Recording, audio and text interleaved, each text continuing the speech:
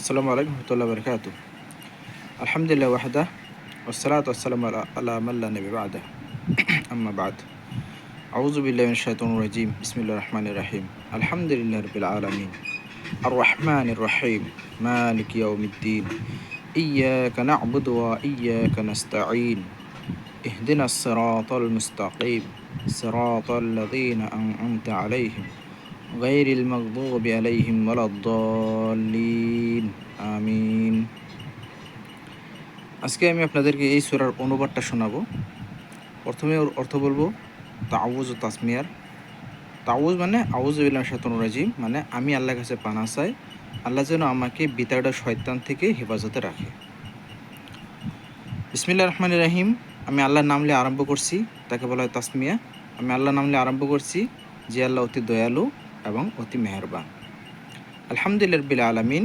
সমস্ত প্রশংসা মহান রব্বুল আলামিনের জন্য, যে আল্লাহ সারা জগতের মালিক। আর রহমানির রহিম, যে আল্লাহ অতি দয়ালু এবং স্নেহবান মেহেরবান। মালিক ইয়াউমিদ্দিন, যে রব্বুল আলামিন কিয়ামতের দিনের মালিক। ইয়্যাকা না'বুদু ওয়া ইয়্যাকা নাস্তাঈন, আমি একমাত্র আল্লাহর ইবাদত করি এবং আল্লাহর কাছে সাহায্য চাই। ইহদিনাস সিরাতাল মুস্তাকিম, হে আল্লাহ তুমি আমাকে সিরাতুল মুস্তাকিম মানে সোজা রাস্তা, যে রাস্তা জান্নাতে নিয়ে যায় সেই রাস্তা তুমি আমাকে দেখাও। সিরাতাল লাযীনা আন'আমতা আলাইহিম, যে রাস্তা সেই রাস্তাতে আমাকে চলাও, যে রাস্তা তুমি নিয়ামত দান করেছো, যে রাস্তা চলে তুমি সন্তুষ্ট হও, খুশি হও, সেই রাস্তা তুমি আমাকে চলতে সাহায্য করো। গায়রিল মাগযুবি আলাইহিম ওয়ালাদ-দাল্লিন, ওই রাস্তাতে আমাদেরকে চলাইও না যে রাস্তা পথভ্রষ্ট এবং যে রাস্তা তুমি যার উপর গজব নাযিল করেছো, অর্থাৎ ইহুদ ও নাসারা, এদের রাস্তা থেকে তুমি আমাকে দূরে রাখো। গায়রিল মাগযুবি আলাইহিম ওয়ালাদ-দাল্লিন, মাগযুব যাদের উপর ক্রোধ এবং রাগ অবতীর্ণ করা হয়েছে সেই মানুষগুলোর থেকে, এবং যারা নাকি গুমরাহ পথভ্রষ্ট, এদের থেকেও তুমি আমাকে কী করো, হেফাজতে রাখো। আমিন। আল্লাহ তুমি আমার দোয়া কবুল করো।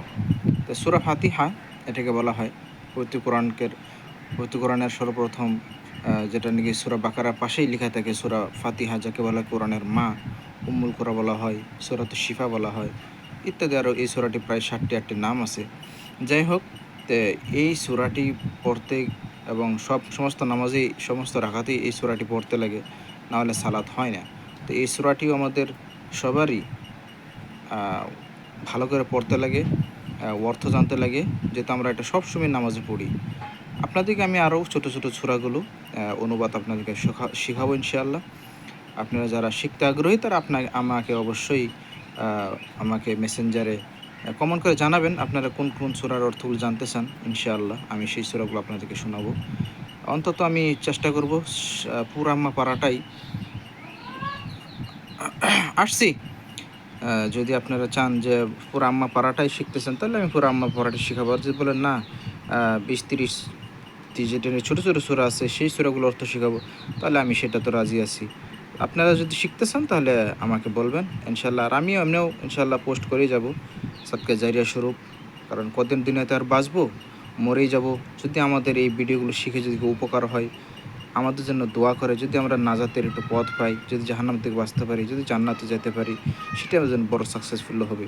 আল্লাহ আমাদের সবাইকে তার দিনের খিদমত করার তৌফিক দান করুক এবং আমাদের সবাইকে কোরআন হাদিস বুঝে আমল করা এবং প্রচার করতে তৌফিক দান করুক। আল্লাহুম্মা আমিন। আসসালামু আলাইকুম ওয়া রাহমাতুল্লাহি ওয়া বারাকাতুহু।